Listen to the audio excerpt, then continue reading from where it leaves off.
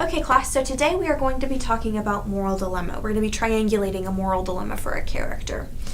And a moral dilemma is when a character has to decide between their morals and the greater good, or possibly changing their morals based on their changing environment or the people around them. So there are three aspects to a moral dilemma.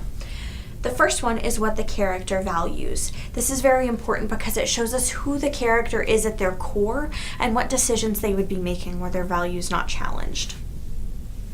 The second is what contradicts those values. So a character can have their values contradicted by a person or even simply their environment that's out of their control. And third is what makes the character unsure.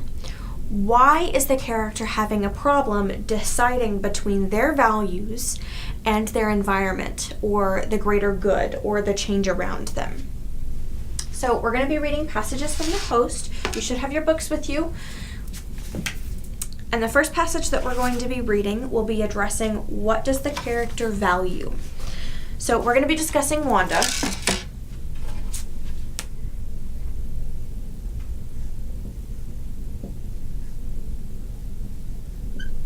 And keep in mind, characters can have multiple different dilemmas, and there can be multiple characters with dilemmas. They can have the same dilemma. It all depends on the book, but you can have multiple different types of dilemma even for the same character. So if you remember, Wanda is a soul, and at the first page of the book, we get a description of souls. It says, because he was a soul, by nature he was all things good, compassionate, patient, honest, virtuous, and full of love. So that's just a general description of all souls. All souls are kind and caring, and there's not really anything bad to say about souls. So then on the next page, page 4, it says, we get a little bit more description of actually Wanda. This soul was specially picked for the assignment, Darren said soothingly. She is exceptional among our kind, braver than most. Her lives speak for themselves. I think she would volunteer if it were possible for her to ask. Who among us would not volunteer if asked to do something for the greater good? But is that really the case here? Is the greater good being served by this? The question is not her willingness, but what is right to ask any soul to bear. So here we get a description of Wanda, and we see that Wanda is actually one of the more special souls. She's lived the most lives. She's one of the braver souls. So some of the values that we could write down for Wanda would be kindness,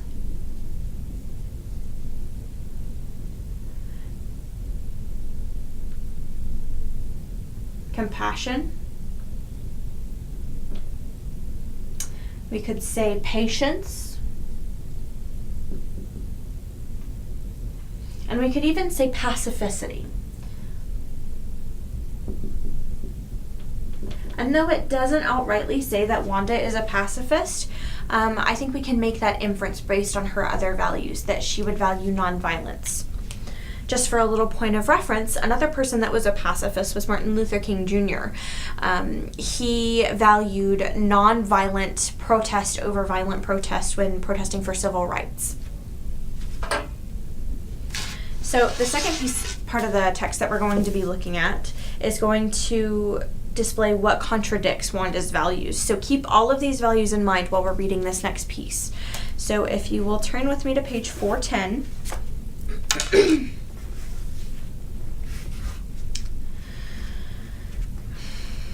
Doc's homemade table was arranged at the head of the cots. In the brightest spot of sunlight, the table glittered with silver, shiny scalpels, and an assortment of antiquated medical tools that I couldn't put a name to. Brighter than these were other silver things, shimmering segments of silver stretched in twisted, tortured pieces across the table, tiny silver strands plucked and naked and scattered. Splatters of silver smeared the walls and the tables and the blankets.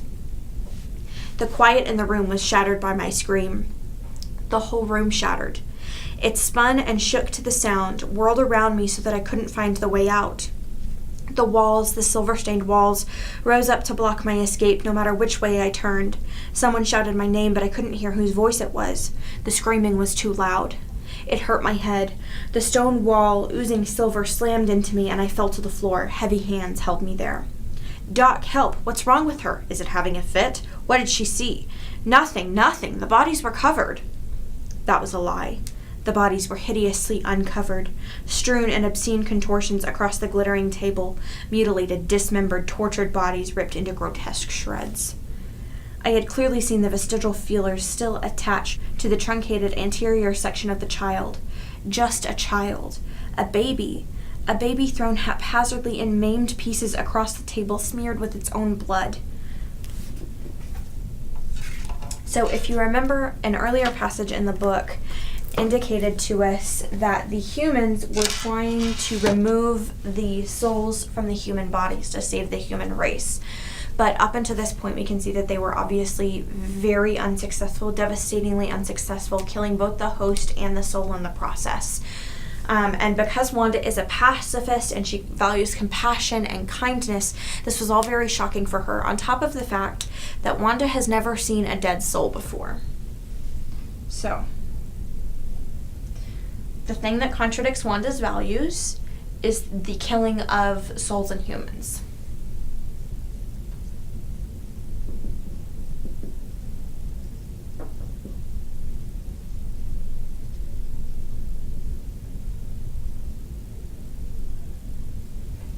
And it's important to keep in mind as well, we have a different view of death than Wanda does. We have TV and movies and video games where death is portrayed very frequently. And even though it's not exactly like experiencing real death in your life, it helps to desensitize us a little bit. Wanda didn't have any of that. So this was especially shocking for Wanda. So the next passage that we're going to be looking at is what makes Wanda unsure. So if you want to turn with me to page 260. And keep in mind, this is when Kyle and Jared had just come back from a supply run. And they hadn't been here when Wanda had made her connections with the community. So this is the backlash, I guess, from them not being there for that. It's going to be okay, Wanda, Ian murmured under his breath. I glanced at him wildly, searching for that same guilt on his face. I didn't find it, only a defensive tightening around his vivid eyes as he stared at the newcomers. What the hell, people? A new voice boomed. Kyle, easily identifiable by his size despite the grime, was shoving his way around Jared and heading towards me.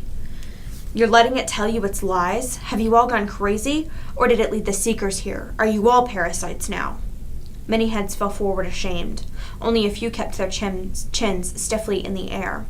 Their shoulders squared. Lily, Trudy, Heath, Wes, and frail Walter, of all people. Easy, Kyle, Walter said in his feeble voice. Kyle ignored him. He walked with deliberate steps towards me, his eyes the same vibrant cobalt as his brother's, glowing with rage. I couldn't keep my eyes on him, though. They kept returning to Jared's dark shape, trying to read his camouflaged face. Melanie's love flowed through me like a lake bursting through a dam, distracting me even more from the enraged barbarian closing the distance quickly. Ian slid into my view, moving to place himself in front of me. I strained my neck to the side to keep my view of Jared clear. Things changed while you were gone, brother. Kyle halted, face slack with disbelief. Did the Seekers come then, Ian? She's not a danger to us. So if you remember, Kyle and Ian are brothers. And Ian has just placed himself in the way of Wanda. He's being defensive of Wanda over Kyle. So there's been a very rapid change among the community. Wanda is now connected to the community. They trust her and she trusts them as well. Not only that, but she feels very connected to Melanie still, and she can feel Melanie's feelings for Jared.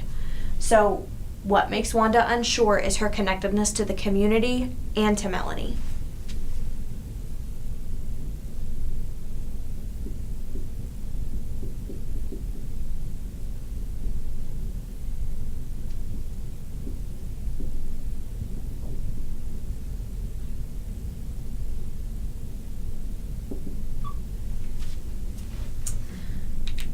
So now we can find out what our moral dilemma is for Wanda. So Wanda values kindness, compassion, patience, and pacificity. But her values are contradicted when the humans kill the souls and other humans to try and save their race.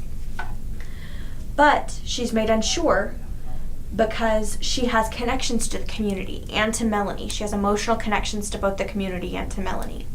So Wanda doesn't know whether to trust the community that she loves, who trust her now, or to stick with her original values and decide not to trust them anymore and to potentially even leave the community. So we're going to start reading our new passage, and I want you all to choose a character and decide a moral dilemma. And I'm going to leave this up here so that we can